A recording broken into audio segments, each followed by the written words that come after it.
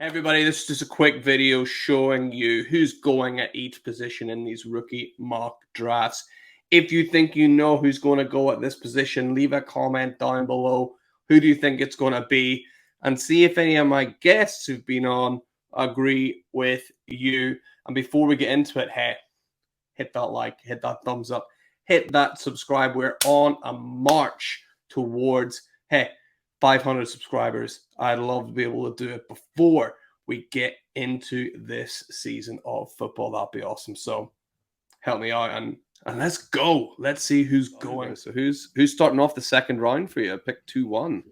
Yeah, so I'm going to now move back to the wide receiver position, and this is a guy that I really liked before the NFL draft, and I kind of just feel more confident about it, even more so now after the NFL draft. It's Marvin Mims. He is my wide receiver 5 currently in my rookie rankings, and the big thing for me, obviously, as I mentioned, I liked him pre-draft, what he did at Oklahoma. He's been an impressive college wide receiver, but the fact that the Denver Broncos are willing to move up, grab him at the back end of the second round with that second overall pick, Sean Payton's first selection as the head coach of the Broncos, I think that's a real vote of confidence for me. It shows that this coaching staff believe in Marvin Mims, wanted to get him on the team. I know a lot of people are going to be concerned because of the competition he's got for targets with the Jerry Jeudy, Courtland Sutton, but we've heard rumours all offseason that they could be looking to move one of these guys, if not potentially both of them. Now I think they've took the 5th-year option, haven't they, on Jerry Jeudy. So yeah. I feel like if one were to move it, it could be Courtland Sutton. And if that were to happen, you've now got a guy that's going to be the wide receiver 2 on an offense that's got a new head coach in Sean Payton, who's one of the better head coaches in the NFL. He's shown it in years gone by what a great head coach he is. I feel like Russell Wilson's going to start to take that step forward after obviously a disappointing first year in Denver. So if you've got a wide receiver there that's potentially the wide receiver 2, even if he's not the wide receiver 2, I feel like they had a need for this. We've seen it with like a KJ Hamler, that they needed that deep guy, that guy that's got that speed. That's what Marvin Mims offers. He offers speed to this offense that I think they've been crying out for. So I think he's got a defined role in this offense. Payton obviously loves him to go up and grab him in that second round. So I think he's going to be great. I think he could be great for fantasy as well. So yeah, he's been a guy that I'm happy to target at the mid to start of the second round in all my rookie drafts. Yeah, I think the way they're looking at things, Courtland Sutton seems a bit more of a square peg in a round hole. The more you look at that team now, it's like he's the odd one out there. I think Jeudy and Mims. I think that's a really. I still believe in Jerry Jeudy. I don't know why. Yeah. I can't help it. I think there's something there. Courtland Sutton. I'm kind of over it with Courtland Sutton now. I think Marvin Mims. Long may Marvin Mims reign over him. So let's lock in pick 2 next. Then who's following Marvin? Yeah, so again, this is like a tier of 3 wide receivers for me. So I'm happy to take any of these 3 guys. But the guy that I really like and is my wide receiver 6 is Rashee Rice. I mean, you'll love this one, Max, because you're a Chiefs Tell me more. This is a guy that I really liked. If you follow me on Twitter, I do these under the radar rookie threads at the start of the offseason, guys that I think are maybe not getting spoke about. And Rashee Rice was one of these guys that I found quite early in the process. And I just love what he could potentially offer in fantasy and what he offers as an NFL wide receiver. So I absolutely loved him before the draft. And now he's gone to the Chiefs. And I don't know if you feel like this, Max, but I feel like this has just been a huge overcorrection to what we saw last year with Sky Moore. Yeah. Because I've completed 2 rookie drafts at the moment. I've seen him go at the 301 and the 303 in my rookie draft. Wow. And I think that is far too low. As I say, I feel like people have made an overcorrection from what we saw last year with Sky Moore. But the fact that the Chiefs, again, they moved up 8 spots to go and grab Rashee Rice. I feel like they've got a need at wide receiver. We know that obviously Juju left and the actual wide receiver core is not the strongest. Kadarius Toney. I'm a Giants fan. I'm never going to get behind that train because I've been burnt far too much as a Giants fan. So I think he's going into a potential opportunity on the Chiefs. We know what a high-powered offense this is. Now, I know he's obviously going to be behind Travis Kelce, fighting for scraps behind that, but he's got a real shot at being the potential wide receiver 1 on this offense in a year or two, if he can live up to what obviously the Chiefs seeing him as a college prospect. So I really like Rashee Rice. He's on a high-powered offense, as I mentioned, so I'm more than happy to grab him at this spot. And as I say, I've seen him go far later, so he's somebody that I'm happy to grab in a lot of my rookie drafts at the moment. Yeah, I'm sort of calming down a little bit. Watching the draft, as I seen Jackson Smith and Jigba like fall, I was just like screaming. I was like, trade up, like screaming, trade up. And then the Chiefs went and traded up like a round later to get Rashee Rice. And it's just not the same. So it kind of knocked me back a bit. But you know what? It doesn't matter who. You could put anybody in at wide receiver and Andy Reid will scheme them open and Patrick Mahomes will find them. So yeah. I think Rashee Rice has got a bright future, and like he's not like a McCole Hardman kind of weird experiment kind of guy. He's someone that's got really good fundamentals, runs really good routes, catches the ball really well. So he's here to stay. He's not like this weird gadgety experimental guy. So I think he'll do well in the Chiefs. And just take that Juju Smith-Schuster role, and we may laugh at our friend Kev for believing in Juju so much last year, but he was still fantasy relevant, right? He still put up some points. He's still a good wide receiver 3 for your team. So Rashee Rice could definitely be that. So pick at 2-2. So who's following Rashee Rice at 2-3? Yeah, so as I said, it's a 2 or 3 wide receivers. So it's Jonathan Mingo for me at this point, my wide receiver 7. The fact that, as I mentioned at the start when we spoke about Bryce Young, the Panthers are looking to put weapons around him. The fact that they're willing to get a wide receiver with the next pick in the NFL draft at pick 8 in the second round, that's really solid draft capital for a guy that to be honest, I wasn't super high on going into the NFL draft, but seeing him get that solid draft capital, as I mentioned, the Panthers they've got wide receivers, but they're all either Adam Thielens getting up there in age or guys that are just they've been okay in the NFL, but not really took it by the horns really and really exploded. So I feel like Mingo's going into potential great situation with the Panthers, a team that's obviously changing a lot now on offense this coming year, and I feel like he's got a shot to get an early role in that offense. And as I say, I think at this point in the NFL in your rookie drafts, I'm happy to take a shot on a wide receiver with such solid draft capital, because that's the one thing that I think really does show in fantasy. If you get that early second round draft capital for a wide receiver, that's still pretty good. So he's a guy that's moved up my rankings, and I'm happy to grab him at this point. Yeah, absolutely. He was the kind of guy that was sort of sneakily rumored to go quite high, just because he's a big guy, right? He's like guy outside of the mold of this class of wide receivers, where it's kind of smaller, shiftier guys, and then it's Quentin Johnson and it's Jonathan Mingo, and then maybe one or two others that kind of fit that kind of bigger frame. So glad that he got that draft capital, and I love that landing spot with the Panthers. Bryce Young doesn't have a link with anybody, and he's going to have to find a link with somebody, and Jonathan Mingo's got as good a shot as anybody else. So why not take a punt on him at 2-3 there? So who's following up at 2-4? Yeah, this one could be a controversial one. Maybe a lot of people wouldn't do it at this point, but I'm going to, again, Superflex. I'm looking at quarterback. I'm taking Hendon Hooker here.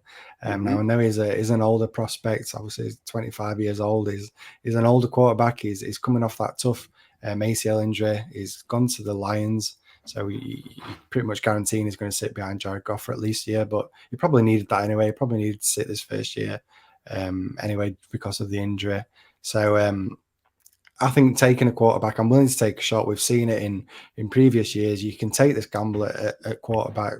Just looking back to last year, I mean, nobody was really high on a Desmond Ridder, but I mean, look, he's now the potential starting quarterback in the NFL next year with the Falcons, and you've probably got a better return on investment than what you paid for him in rookie drafts last year. So I just think in Superflex, with how much quarterbacks can be valued, if you've got a starting quarterback, that their value is going to be a potential. You could probably get a future first for any starting quarterback in the NFL. So I think getting Hendon Hooker in the middle of the second round is a gamble I'm willing to take. And while I know he could sit a year and maybe not get an opportunity early, and he's an older prospect, I think there's a chance that if he does get that shot, a little bit like a Geno Smith, obviously an older quarterback that never really got a chance in the NFL, but when he finally got that chance, he's actually proven a lot of people wrong. So as I say, I'm willing to just stash him at this point in my Superflex drafts, being a quarterback, and maybe seeing what we've got next year if Jared Goff doesn't hit the heights that he hit last year. It's so strange, right? Because he is seen as like the heir to Jared Goff, but he's like 2 years younger than Jared Goff, right? So it's a bit of an odd one, but obviously they've drafted him in because they're obviously looking to see if they can expand in that role. He's obviously incredibly accurate, has broken lots of records before for lack of interception. He's very good at not throwing interceptions, I believe. Hendon Hooker is one of his big things, and he's a bit more mobile than Jared Goff, but that's a lot of people are a bit more mobile than Jared Goff. So Hendon Hooker there, swing for the fence as a quarterback for sure at 2-4. Then here we go 2-5. So it's not tight end premium, but at what stage do you just kind of go, ooh, I do like tight ends still, though I can still play those guys. Yeah, this is probably about that spot. I've got this tier of 5 guys now, and both the top 2, well, my top 2 tight ends fit into this tier. And I mean, I could take it anyway, but I feel like in the last few days, I've actually got a little bit higher on the Titans than what I was originally straight after the NFL draft, because I just feel like tight ends in fantasy, they usually take a little bit of time to develop, and I feel like you could maybe hit on a wide receiver or a running back that could gain value a lot quicker than what a tight end could. But in the last few days after the dust settled a little bit on the NFL draft, I'm starting to feel a little bit more in these tight ends. So I'm going to take a tight end. Dalton Kincaid is my tight end 1 now. He was my tight end 2 before the NFL draft. But I think that draft capital that he's got has been the first tight end selected in the first round. The Bills moving up to grab him as well. I've seen the videos come out after that they wanted to get above the Cowboys because they felt like they could take a tight end. So they've moved up to get their guy. And I mean, he could be walking into a situation where he's the second option behind Stephon Diggs in this offense pretty much straight away. Now I know Dawson Knox is still there and he's been solid, both in fantasy and in the NFL. But they obviously wanted this guy. They know Kincaid's whole bag in college was he's the best receiving tight end out of this class. So you feel like you know what you're getting in Kincaid. They brought him in to be a weapon for Josh Allen, who's had a need for weapons in this offense for the last couple of years. So yeah, getting a tight end that could be used heavily in the passing game in a high-powered Bills offense tied to Josh Allen, who's one of the best quarterbacks in the NFL at this moment. Yeah, this is a point where I'm happy to now start taking a shot on tight end. And even though it's not tight end premium, I feel like you could still get him in this second round, and it's still great value for a guy that could potentially push into the top 6 tight ends within a couple of years if he hits the ground running. So yeah, I love Kincaid at this point of the draft.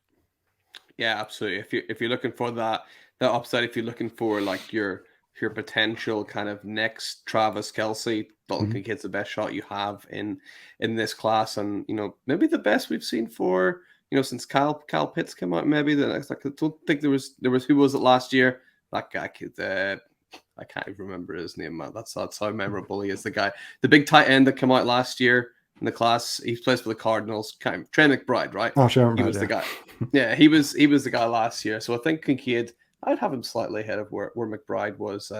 But yeah, Brock Bowers obviously next year. That's going to change a few things too. So that's going to be interesting. But Dalton Kincaid, love that at 2-5. So who's following him up at 2-6? Where we're going?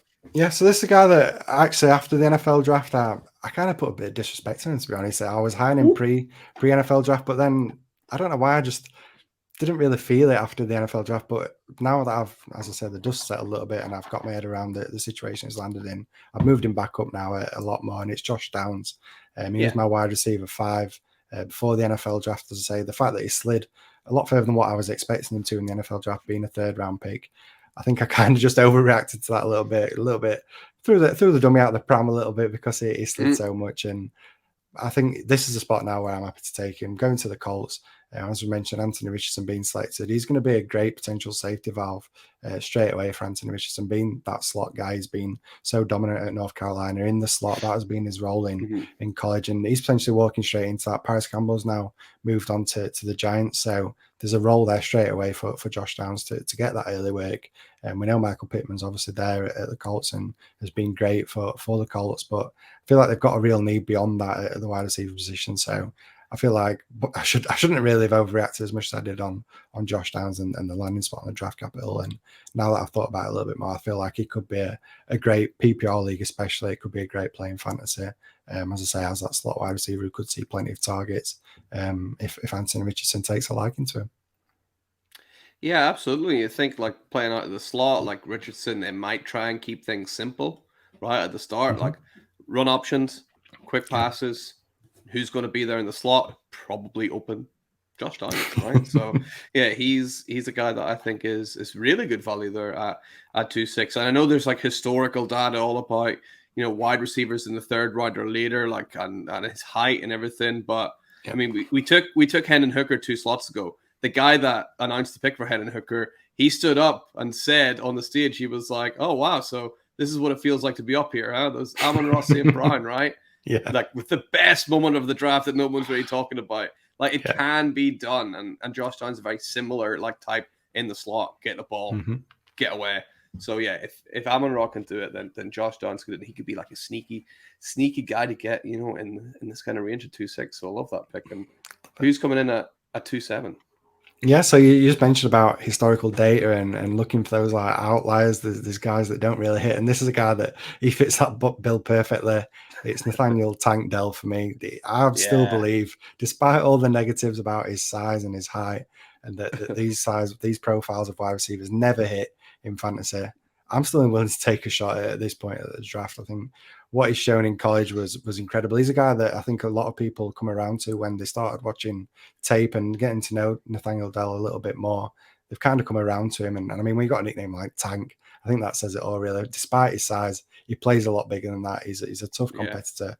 And in the recent days following the NFL draft, I've seen talks that CJ Stroud said that I want this guy. This is a guy that I want us to grab. So again, that's great. You know that you're potentially getting that early chemistry because CJ Stroud was crying out for the Texans to take Nathaniel Dell. We know that there's a need over there in Houston for wide receivers. Obviously got Nico Collins and John Mechie coming back, which is brilliant this year. But I think Tank Dell's going to get an opportunity pretty early on an offense that's had a need for wide receivers. It's going to be down a lot, I think, with the current state that team is in.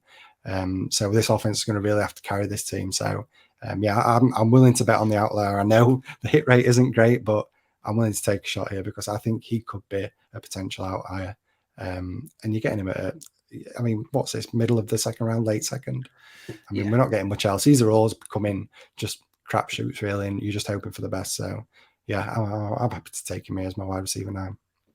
Yeah, exactly. This is where you're just like, right, what's the ceiling here? And it's like, right, or who's like almost like the most talented, like who's shown you like the most, and Tank Dell has shown so much. Doesn't matter what size he is, like he's shown that he's a playmaker. So you want playmakers in your team? Why not take him at 2.7? Who's your next playmaker then coming off the board at 2.8? Yeah, so I'm going to go back to the tight end position. This was my tight end one before the NFL draft. It's Michael Mayer. He's now landed with the Raiders. I think he's landed in a great situation. I was shocked that he wasn't the second overall tight end selected in the NFL. But I mean, he wasn't too far behind. Going to the Raiders, who have obviously had a need at tight end since Darren Waller's gone to the Giants, and now they've got Jimmy Garoppolo at quarterback. I mean, we know what he did at the 49ers with that tight end over there in George Kittle. So could we potentially looking at the new Jimmy G with his new George Kittle in Michael Mayer? I think we could be, because I think Michael Mayer offers a lot of similarities to a George Kittle. He's got the receiving, but he's also a great blocker. He's a true prototypical tight end. I think he's the best overall tight end out of this entire class. He's a guy that if you play Devy, you've known about him for a while. People have been excited by him. So, yeah, Michael Mayer for me, I think he's going to be a great tight end in the NFL and hopefully for fantasy as well. I was shocked Sam Laporta went ahead of him. Same. Actually shocked. I mean, I wonder if, much like Sam Laporta when he's under pressure, if the Lions drop the ball a little bit with that one, it's Michael Mayer would have been a much safer pick. And you're right, people forget what happened whenever Jimmy G, when Trey Lance went down and Jimmy G went back in. What was everybody saying? It was like Kittle season all day because Jimmy G loves throwing the tight end, and now Michael Mayer's there. So that could be a really interesting link up there. So we got Michael Mayer locked in. So who's in at 2.9 then? Yeah, so this is the last guy for me. As I mentioned at the start, it's a tier of 5, and this is the last guy for me. It's Jaden Reed, the wide receiver selected by the Packers in the second round. This was probably one of the biggest shocks to me in the entire NFL draft in terms of fantasy relevant players. The fact that the Packers took him so early, because for me he wasn't anywhere near this range of wide receivers where I valued them, and I was shocked to see him going in the second round. But I think now he's got that solid draft capital as well, landing in a situation where he could get opportunities pretty early there. Obviously, Christian Watson's there. He's been the main wide receiver for them. And beyond that, it's kind of just a lot of later round guys that they took maybe last year in Romeo Dobbs and players like that. There's an opportunity here for Reed to come in straight away and be the wide receiver 2 on this offense. Now, I know They're obviously playing with Love at quarterback, who we don't really know too much about just yet, but maybe he's better than what people are giving him credit for, and maybe he can carry this offense a little bit. So I'm willing to take the shot here, purely down to draft capital, but I also think the landing spot's pretty good for a potential early opportunity for him, and that's just going to repay you in terms of value. If he starts the season hot and with opportunities, I feel like his value is going to gain far more than what you're getting right now as a late second in your rookie drafts. Yeah, absolutely. He's a guy that's just flown up, boards. I mean, obviously, I've been doing these like mock drafts for months now. I've been asking people. We did 2 rounds. Asked people to give sleepers. Not once has his name been mentioned in months and months and months. So yeah, for him to fly off the board now, that's really interesting. We'll see what he does on the Green Bay Packers. And we've got 3 picks left, Matt. Who are you going with pick 210? Yeah, so now this is for me where I'm going to start hammering running backs. We know that when this is the spot for me where you should be taking running backs, taking a shot on these guys that have been day 3 picks or late day 2 picks and are going to get an opportunity. So for me, the guy that's at the top of my list right now is Roschon Johnson, who landed with the Bears. He's going into a situation where it could potentially be the starter pretty much straight away. I mean, obviously Khalil Herbert, a lot of the fantasy community love Khalil Herbert and felt like he was kind of stuck behind David Montgomery and should have got more of an opportunity. But I think what Roschon Johnson offers is different to what Khalil Herbert got. And I know they brought in Foreman as well, but I'm not sold on that. I think he just did great with the opportunity that he got with the Panthers, but I feel like what Roschon Johnson offers, not a lot of people really know what he's about because he's obviously been sat behind Bijan Robinson for the last 3 years in college and just getting those opportunities. But he can be used in the running game. He can be used in the receiving game, tied to Justin Fields, who he's going to open up lanes. People always worry about these mobile quarterbacks not passing to the running back, but when it comes to running the ball, they actually create lanes for these running backs. So on this Bears offense that I think is going to run the ball plenty, next year, I think he's got a great shot of early opportunity, and if he is the starting running back for the Bears, for a fact his value is going to take a jump up a little bit like a Damian Pierce did last year. So yeah, I'm happy to take a shot on a running back in Johnson at this stage. Do you know, I've got a sneaky bet I'm going to put on next year. I don't know where I'm going to find it, but I think I've got a trick play ready for the Chicago Bears, and it's Roschon Johnson to throw a touchdown pass. Yep, used to play quarterback, so I'm not against it. Yeah, that's like a sneaky bet. I don't know who would even make that or where I would go to find it, but that's one I want to put on for next year. Roschon throwing a touchdown pass. So look out for that, everybody. So, you got 2 picks left to go. Who's going to be your penultimate pick then of this draft? Yeah, so again, another running back that's got a potential opportunity. It's Kendre Miller for me. Now, I know a lot of people are really high on him, so I'm probably not going to get a lot of shares of him because I've seen him go a lot earlier than this in rookie drafts. But for me, I think at this stage is where I'm willing to take a shot on him. Got an opportunity with the Saints. He got solid draft capital, being a 3rd round pick. We know the situation with Alvin Kamara is a bit up in the air at the moment, but he could potentially be suspended. The only concern I do have is more similar to a Jamal Williams than he is an Alvin Kamara for me. While I think he can be used in the receiving game, I think he is more of a solid runner of the ball than a receiver of the ball. So I'm interested to see how that plays out. But it feels like Jamal Williams is going to be a lock for the early down work, the goal line work, because of what he showed with the Lions. So I do just worry about how it materializes, but I feel like he's going to get an opportunity. And as I say, if you get a running back that's getting an opportunity, that can lead to a return on value. You can look to move off him if he does get that bigger share of this backfield than what maybe we expect. So I'm happy to take a shot at him at the end of the second. Yeah, absolutely agree. I think he's really good value there, 211. And right, you got one more pick, 212. Who's running up enough? You stand at running back? I am going to stay at running back, and this is a guy that I think a lot of people are out on now because we've had a lot of medical reports on this guy, and it's safe to say it's not looking too great for him. But I'm happy to take a shot on Tajay Spears here, landed in the 3rd round to the Titans. I mean, all this is coming out about the fact that he's got no ACL, and obviously he's had the 2 previous ACL injuries, now got no ACL. He's got arthritis in this knee. I mean, yeah, that is obviously a big red flag. His career is going to be shortened by that, but we're playing Dynasty, playing these 3-year windows anyway. So I'm just looking for a guy. If he doesn't play after his rookie contract, I'm not too bothered, to be honest. I'm just looking for something now. I know he's behind Derrick Henry, but this is a team that love to run the ball.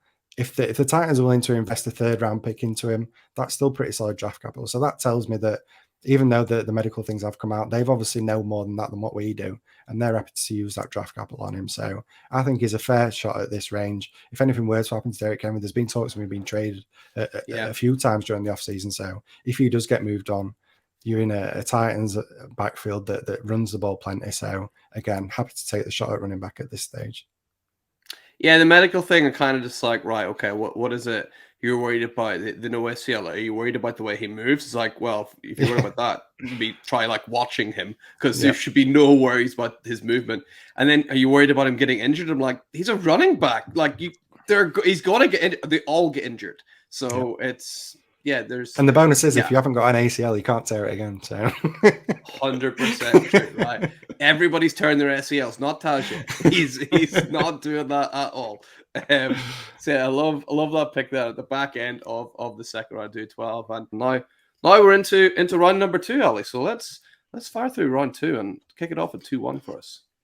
Yeah, so I won't say too much about this pick because I don't feel great about it. It would be Will Levis. Obviously super flex draft. You take the quarterback that I think is probably not going to start many games this year. I think they've obviously Tannehill is going to stay there, probably start the first few games of the season. I think Tennessee's not going to be a very good team this year. So I do think that Will Levis is going to see some time, especially second half of the season. So he's got all the tools to be a really decent fantasy quarterback.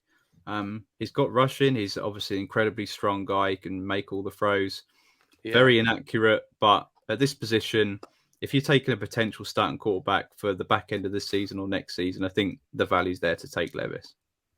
Yeah, I think it's a really nice 1-2 punch. If you've got that 1-1 and still have your second round pick as well, going Bijan and Will Levis is probably going to do your team, quite a lot of good. So I think he's a really good pick there in Superflex at 2-1. So yeah, who's next at pick 2 of the second round?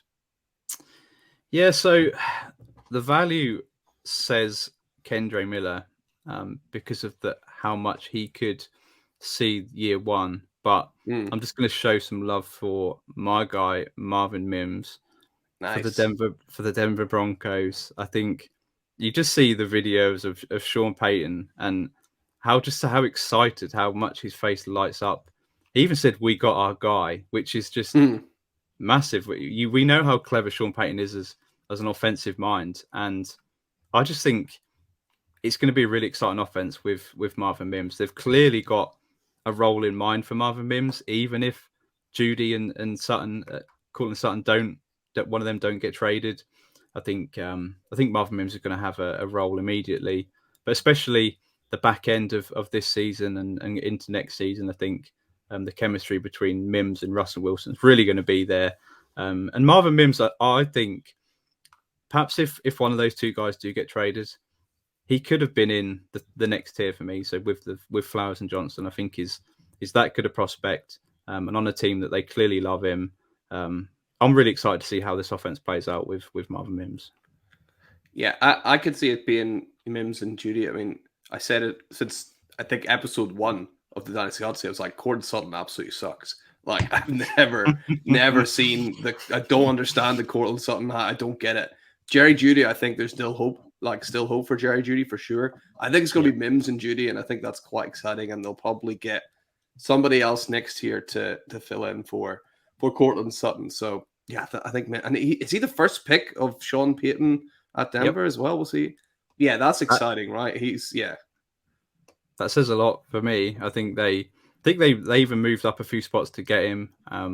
So I think it's really exciting times. I've got plenty of shares of him right now, so I'm really excited for what the future holds. It could be Slant Boy 2.0, right? That's very exciting. Yeah, why not, eh? Yeah, absolutely. So who's following Marvin Mims then at pick 3 of the second round? Yeah, I'll take Kendre Miller here. I think this is the spot to take him. The sort of not so early round 2, but towards the middle. I think he's certainly going earlier. I've seen him go in plenty of drafts at the back end of round 1, so you probably haven't to take him there, just because I think he's got an immediate shot to perhaps be the RB1 on the Saints with Kamara possibly missing a good chunk of the season. I think Miller is a decent running back. I think he's pretty much exactly the same running back as Jamal Williams. So it'd be interesting to see how that works out. Not exactly a pass catcher, but the offense as a whole should take a step forward with Derek Carr, Chris Olave in year 2. I think Kendre Miller's got a realistic shot of having pretty similar production to a Jahmyr Gibbs, perhaps not Bijan Robinson year one. So yeah, I think if you're taking him in the second round, I think there's a chance that you could make a bit of value on that pick and possibly sell him for a first round pick if he really shows production out the gate. Yeah, he's one that he's an interesting player. Like throughout the process, I've kind of been gathering like ADPs like during different stages of the preseason, and Miller before the draft was going around in Superflex pick number 30, which I couldn't quite get my head around. But then post draft, his average ADP was all the way up at 13. And then I'm like, oh, that's too much. So I think like actually finding that sweet spot like about where you are here is about right for Kendre Miller. But yeah, you're right. He's definitely be going earlier, and I think you got to have the caveat of this is probably a one year kind of guy. Like him being the long-term guy there is going to be really tough for him. But if you're happy to take a late first on a 1 year rental and I hope it wins you a championship, then yeah, smash it. Why not? Absolutely. So Kendre Miller though at 2-3, I think that's about right for him, I think. So who's following at 2-4? I think we'll go for Michael Mayer. The tight end. I think the landing spot for the Raiders is absolutely perfect. Obviously losing Darren Waller. I think Michael Mayer was he was my tight end too, but he was really neck and neck with Kincaid.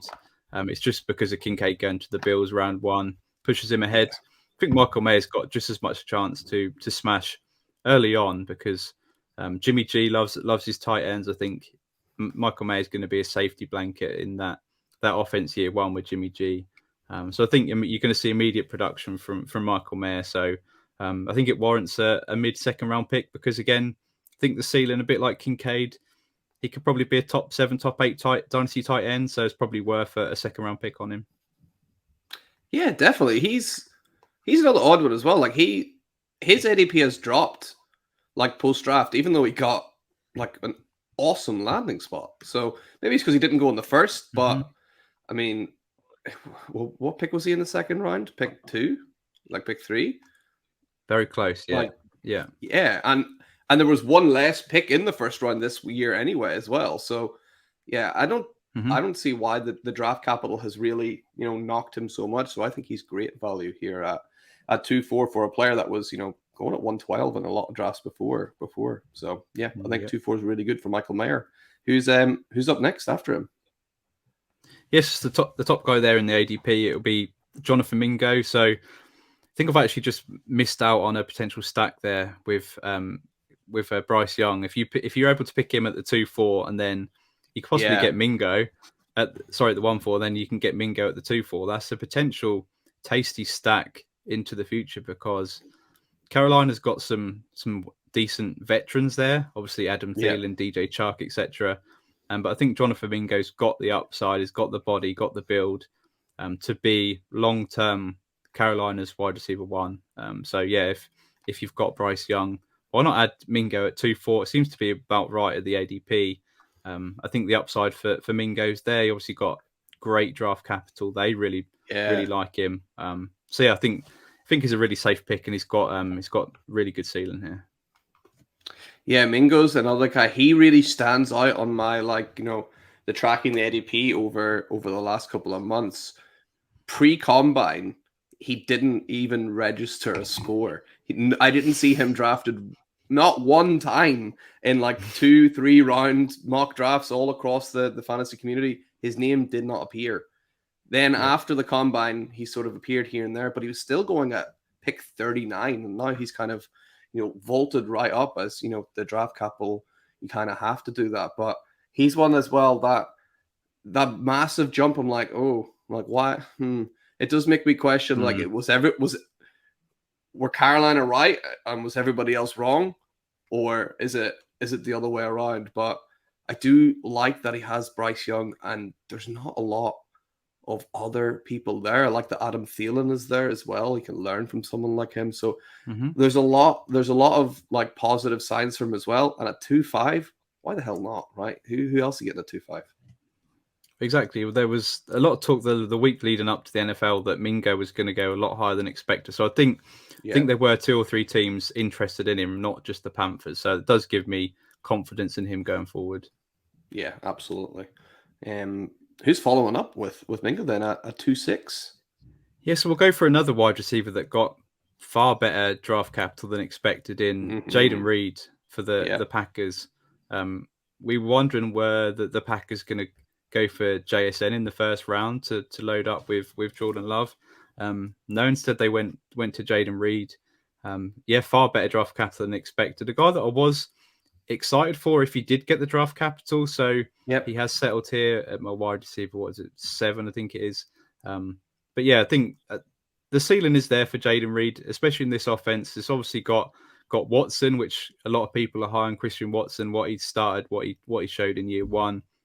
It's got Romeo Dobbs as well. He sort of showed out a little bit, but then disappeared.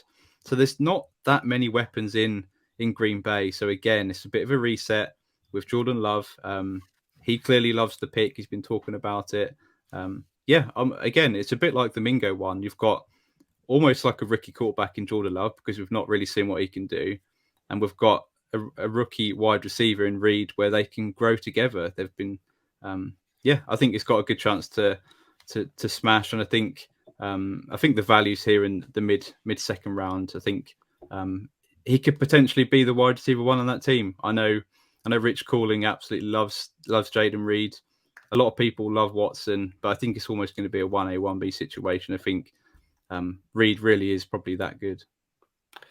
Yeah, I think Reed's someone who's going to eat into Romeo Dobbs' like target share rather than a Christian Watson. He kind of lives in the same kind of realm as Dobbs. I really like Jalen Reed as well. He just looks like a real solid receiver. And, weirdly enough, I've got more hope for him with Jordan Love as the quarterback instead of like Aaron Rodgers, which is weird to say because like Rodgers they take so long for Aaron Rodgers to trust you, and he just like is happy to lose games throwing to Alan Lazard than like giving other people a chance.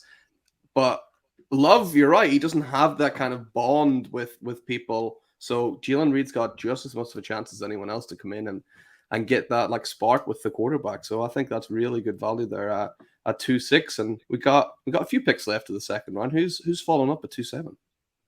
Yes, we'll dive back into the running back pool now and go for my next running back.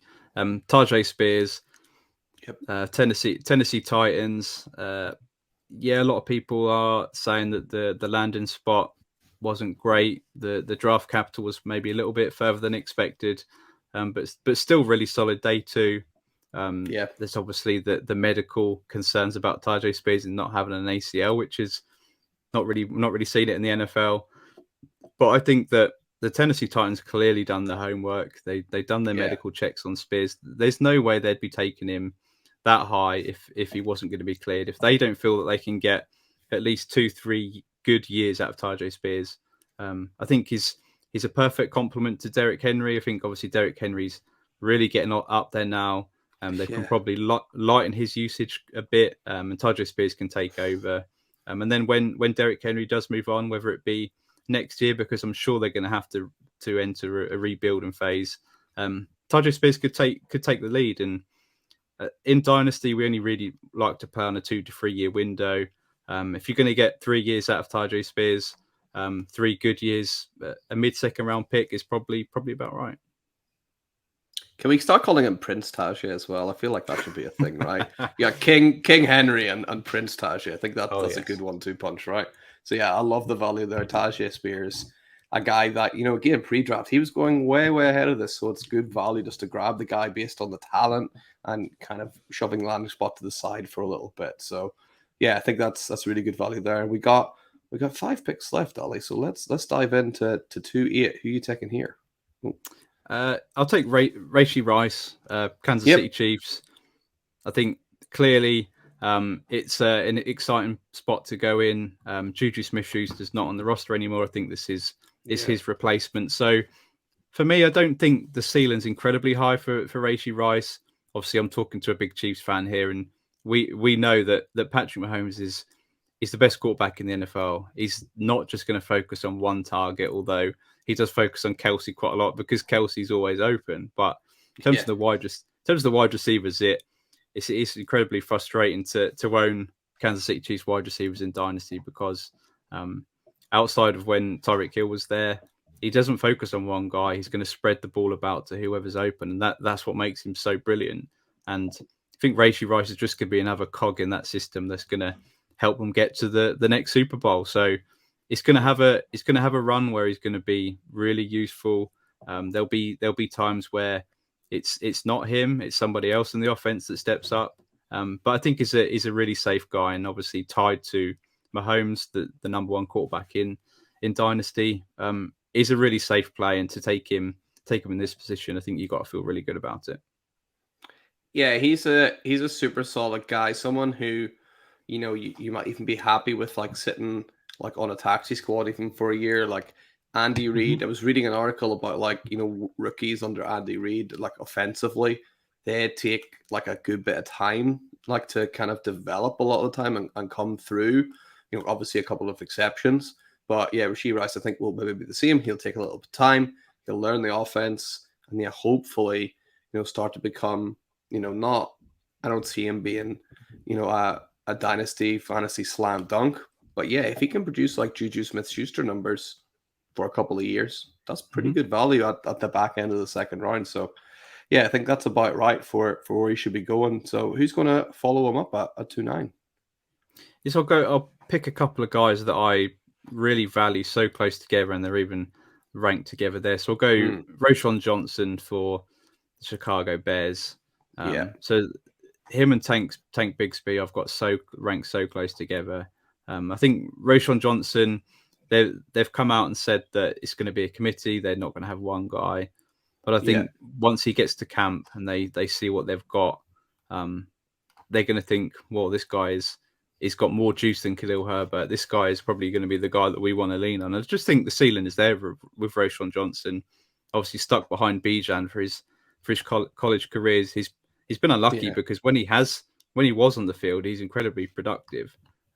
So I think the ceiling is there for Roschon Johnson. I think I have a feeling he could be. I think a lot of people have said he could be this next year's Dameon Pierce, the guy that got drafted perhaps a bit later than we expected in day 3, but a guy that could see a big spike in value, and you could probably sell on for an early second round pick, or perhaps even a first round pick if he does smash this year. Yeah, absolutely. I think he's a weird one, Roschon, right? Because he's sort of already this like sneaky dynasty darling, but so is Khalil Herbert. Like, people are gonna be so upset whenever like one of like their like sneaky players is going to take a hit here. But yeah, I think Roschon's really good value there at the Bears. And do you say you've got right after him? You got Tank Bigsby going right after him? Yeah, I think so. Tank Bigsby is just the guy that can just do it all, and I think the Jags are going to love what he can produce for them. Obviously, Travis Etienne, for many, well, for me as well, is the top 8 dynasty running back, and rightly so. But he's also shown that he's got injury concerns as well. So there will be points in time where he misses, and I think Tank Bigsby has the ability to be a 3-down workhorse, a 3-down back in the NFL. So I think he's going to have a role from day one, and I think that role could increase if ETN misses any sort of time. Yeah, absolutely. We even seen people like a James Robinson have a pretty decent role at the Jags, even when ETN was healthy, like towards the start of last season. So I think it's obviously in Doug Peterson's plan to use more than one running back. So I think Tank Bigsby is a great, 1-2 punch with Travis Etienne, and yeah, great pick there at 210. And we got 2 left. Who's going to finish off the draft for you? Well, we can't not take another tight end, so we'll go with Sam Laporta, the tight end for Detroit, which shocked a lot of people, including myself, when they picked him ahead of Michael Mayer in the draft. But I think I love it because Sam Laporta perhaps isn't the great pass catcher that Michael Mayer is, but is probably a better all-round tight end. And obviously they've not got TJ Hawkinson anymore. I think he's going to come in, and I think he could produce immediately with the fact that Jameson Williams is missing time through suspension. So Sam Laporta could be cast into a role where he catches 4 or 5 passes a game right out of the gate. So yeah, I think Sam Laporte, you've got to feel really great about that, especially with the great draft capital that he had. Yeah, my only like hesitation with Sam Laporta is I think he needs to block like slightly better, especially considering like who his head coach is. You know, Dan Campbell. You have to block for that guy, or you're just not going to play. So he's got to work his ass off. He's got the draft capital for it. He's got to really come in and work. And what is it he says? Grit. Show that grit, right? Or he's not going to see the field. But yeah, when he gets the ball in his hands, he's very, very exciting. And another reason to love like the Detroit Lions. I just love watching the Lions play. So I'm just more excited to see them play next year more than ever. And Sam Laporta is our penultimate pick. So who's rounding off the second round for you then, Ali? Especially game one, isn't it? The Kansas City Chiefs against the Lions, first game of the season. I can't wait. That's going to be insane. I think that's going to be a great matchup. But yeah, we'll go with Josh Downs as to round out the draft. Hendon Hooker for a lot of people is a second round pick. For me, I'd rather take him early round 3. I have taken him in one spot at the 212, so this position. But Josh Downs, I think, someone that was really disappointed in the draft capital. I thought he was going to get taken early day 2. The Colts, for me, it's a bit of a mixed bag. It's fine as a landing spot because I think he's got opportunity to start right away. But then you've got obviously Anthony Richardson. Anthony Richardson struggled in the sort of to throw between 10 meters and 20 meters, which is the area that Josh Downs is going to operate in. So it's probably not great.